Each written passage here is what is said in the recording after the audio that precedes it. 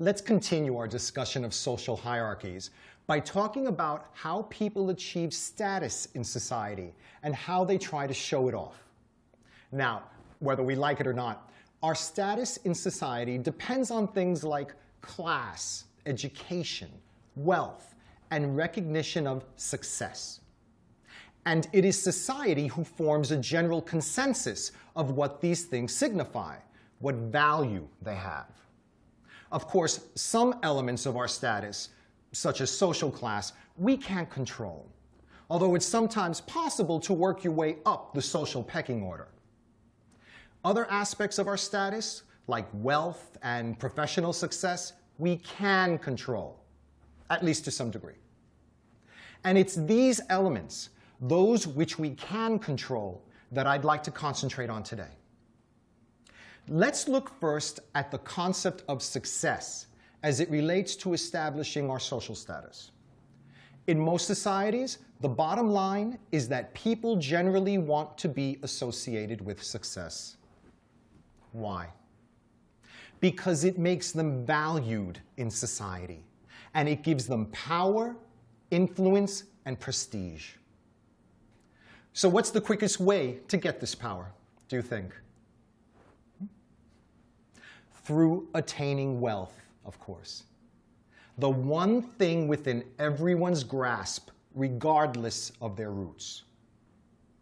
Now, because wealth and success are so important to people, so too are the symbols that signify those things.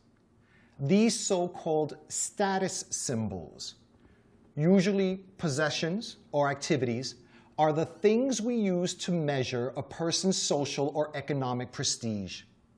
But for social or economic prestige to be measured, it needs to be noticed, right? Which brings me to conspicuous consumption, the different ways we consume in order to show people our wealth, and not because we really need the things we buy. You see, we don't just want to be affluent and successful. We want others to know we're affluent and successful.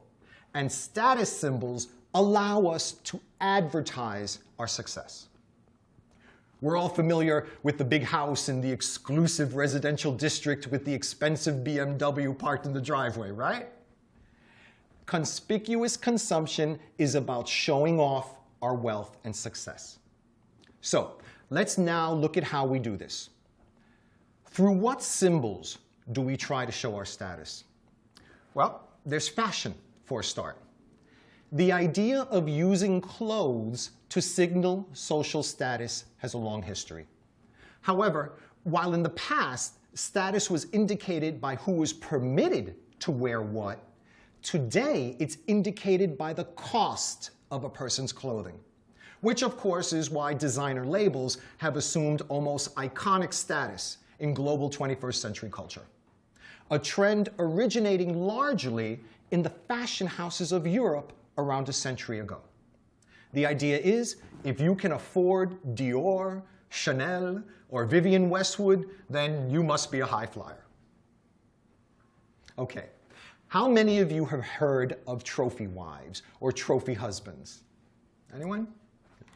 How we sort of acquire husbands or wives like we acquire trophies, to act as symbols of status.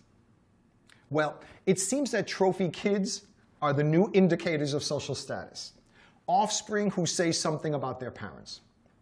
Let's have a look at this idea now.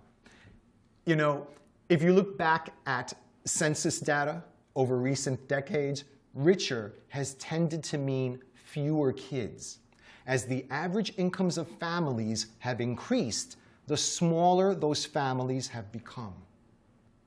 This is changing, though, and recent data suggests that the better off you are, the more kids you'll have. Why this change? Because, like I said, kids are a great way of signaling status.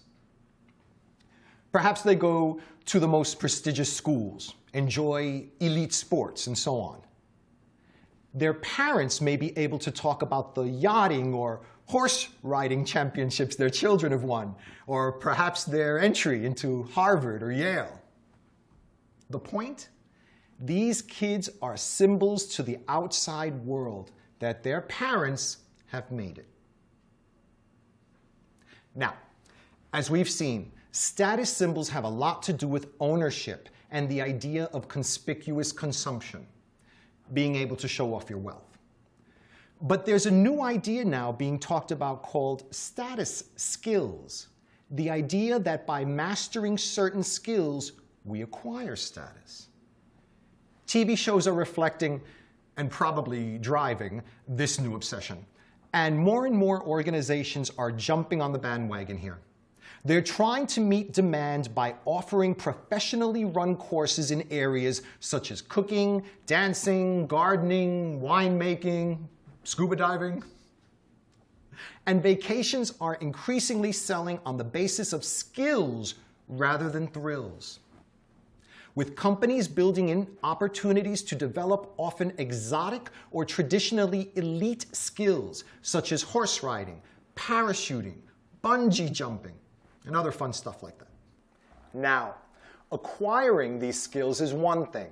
However, their value as status symbols is only realized through what's called storytelling.